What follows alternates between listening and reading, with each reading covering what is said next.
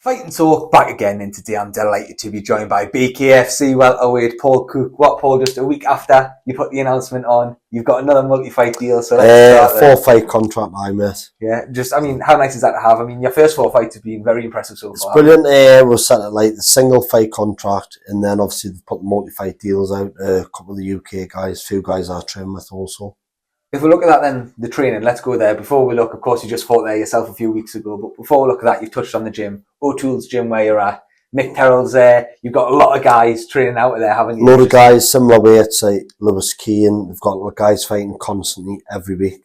Very high level as well.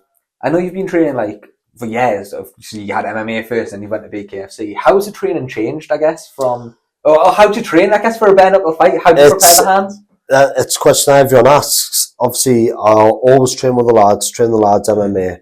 So you'll be spawn with the MMA 7-ounce gloves on.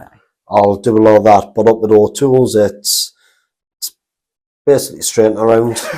But with the big gloves, obviously, you want to avoid trying to get cut, or you cannot wear a lot of gloves. Obviously, some people will ask the question, how do you train for? Do you not wear gloves? It's like, well, clearly I've got to wear gloves, otherwise I'll end up cut the fucking look how I do after the majority of the fights in the bare knuckle. For you, you were 7 years out of the game, and we've now seen this explosion, I guess, of especially the BKFC, but just bare knuckle in general, of course, with Connor investing in it. What was it for you that drew you to the bare knuckle and to BKFC?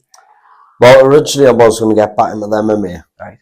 Obviously, with the COVID scam, it was having to isolate in hotel rooms, things like that. Right. And then there would be pull-outs and annoyed us, doing fight camps, and then nothing at the end of that fight camp. So it was wasting time, really. Yeah.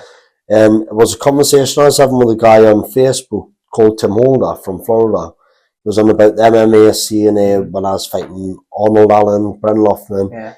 He says, you got any more fights lined up? And I says, no, not at the minute. And I explained what I've just said to you with the COVID. Nice.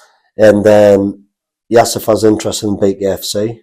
And obviously with watching May Perry, and I'd started watching it there back then, I said yes, and I meant I watched it. And then the next thing I had the promoter on to was saying, you want to fight for the BKFC? And I thought, well, I didn't say that, but then I felt like a shithouse to say no, so I agreed to fight. Obviously, the first fight was set for May 2023, which it was then July, I think it was the 1st July 2023. So I had that one. Originally I was set to fight a guy called Luke Kelly. All right. Obviously when I got sent, this guy, looked him up and I thought, right, there's a kick up the ass for us. So need to get my ass into gear, because really high level boxer I was. I think it was 4-0 pro boxing. All right. And I'd watched him fought on the show BKB, competitor, could say. Yeah. Obviously, when I watched him, I knew he was a serious guy, contender.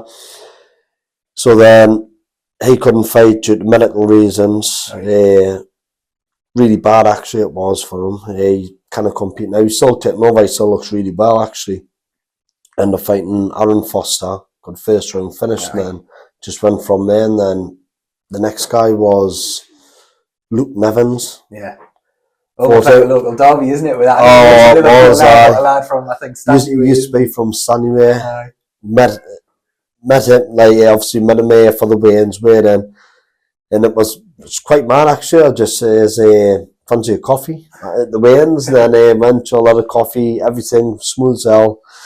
Get to the fight night, and he fucking brought it. It was a hell of a fight. Fucking really good. Hit hard as well, he did. Then the next fight, then, if we're going to that. I think it's, for a lot of people, a controversial decision. It was a very, very close fight against Beamish. I know you dropped that decision, but a lot of people thought you've done enough for that. I put a status on about it. I felt I'd comfortably won. Yeah. Obviously, I know you never ever leave it to the judges. I feel like he thought he comfortably won. It's like we were both in the same mindset at the finish. But as I say, it's one of them. Well, maybe he might get back on, you never know.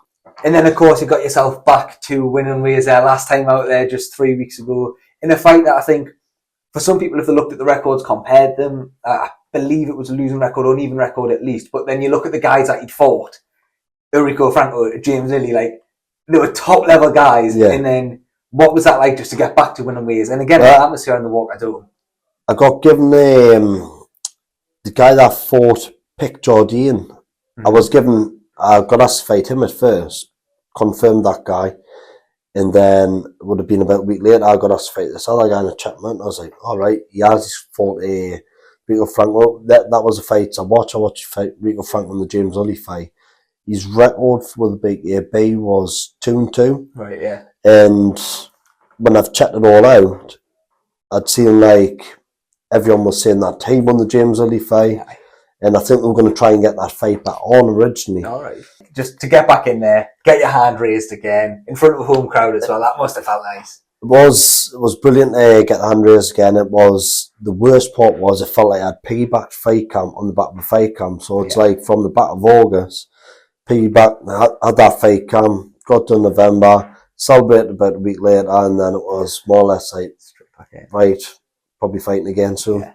I guess for you, it was one of them, 7-year out, you'd fought multiple times in MMA. We'll come on to that sort of MMA career in a bit. But if we go right back July 2023, that first walk again after 7 years out of competition, what was that like for you? What was your mentality like when you were making that walk again for the first time? The adrenaline was unbelievable. It was like a drug. Yeah. Like, I was good to go. I didn't feel any nerves, nothing. It just felt very good for it. Yeah. Thought of doing this sort of shit. The company itself, though, BKFC, like I mentioned before, of course, Connor's now got a massive investment in it. Yeah. Dave Feldman have done a fantastic job up to that point to get it to where he got it to. Yeah. What are they like as a company for you, as a fighter under their company? Just what are they like? Yeah, the company's run like clockwork. Absolutely amazing company it is. Everything from the weigh-ins to the fight night. Now, you always say fighters like the mingle with the crowds. Yeah. Now, what I got is this time I had to go out and see one of my relatives come back in there. You had the stewards, you're not meant to be out here. So then, obviously, because I had my hands wrapped, so then back up, like, it's like you're getting grounded as soon as your hands are wrapped. But it makes sense because if you've got a rowdy crowd and someone that hasn't fought yet gets injured in that crowd, then that's when the fight's off the card. Yeah. So it makes perfect sense. So they do look after you well, really well.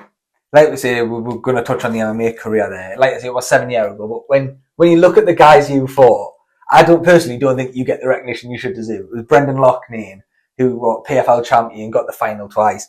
Arnold Allen, now ranked in the UFC. How fondly do you look back on your MMA career? I've kept up with all MMA because I've got lads that fight under me now, so constantly got them into the MMA shows and like local shows and things like that.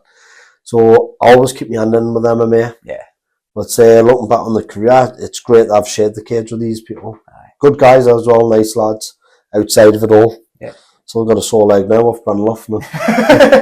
If we look, you were that elk of like the Colin Fletchers, Ryan Scope, Andrew Fisher, Alex Endland, Tommy Quinn, Ryan Roddy, that real first big boom around here of these, like the other MMA in the Northeast.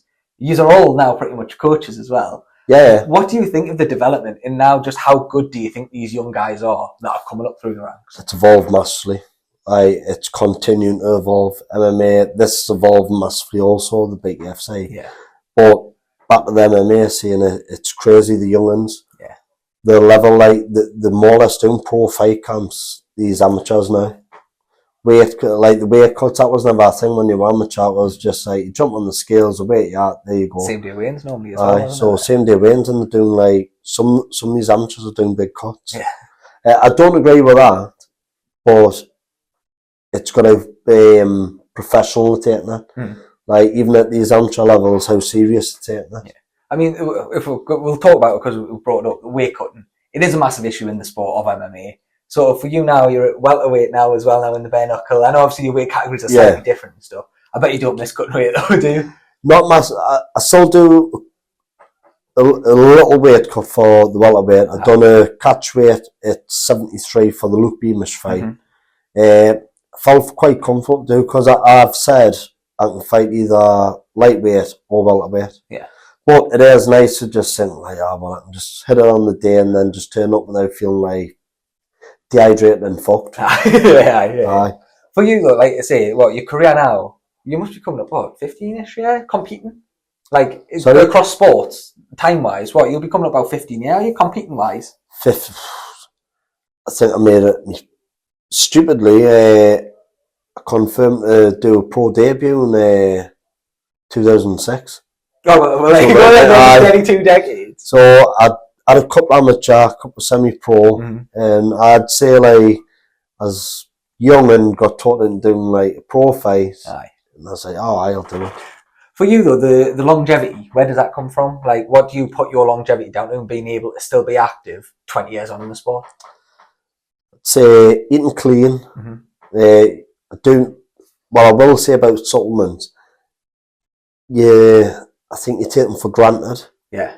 And then it's when you stop taking them, you realise the benefits you were getting from them. Yeah. So it's like things like that. Yeah. And I guess then finally, what's next for you? I mean, we've now got another 4 fights. Have they said you're just going to be UK based? We've seen these cards now, Dubai, Spain, America. I think the talks of the multi-fight deals with other guys I've signed them, it's, you look at Dubai, Australia, the States, them's all included. So it's to build the UK guys up for over there as well. If we look at the title picture as well, you're 3-1. I know it's a big division, but I mean, string a couple of wins together and you think... Oh, it's definitely, that's plan, like, 100%. It's, don't just, you shouldn't, you're not just in this game to just handpick who you want to fight or just, like, step in for people. You want them then belts. Perfect. Look, Paul, thank you very much for your time, mate. And I'll catch up with your next fight announcement. Brilliant, mate.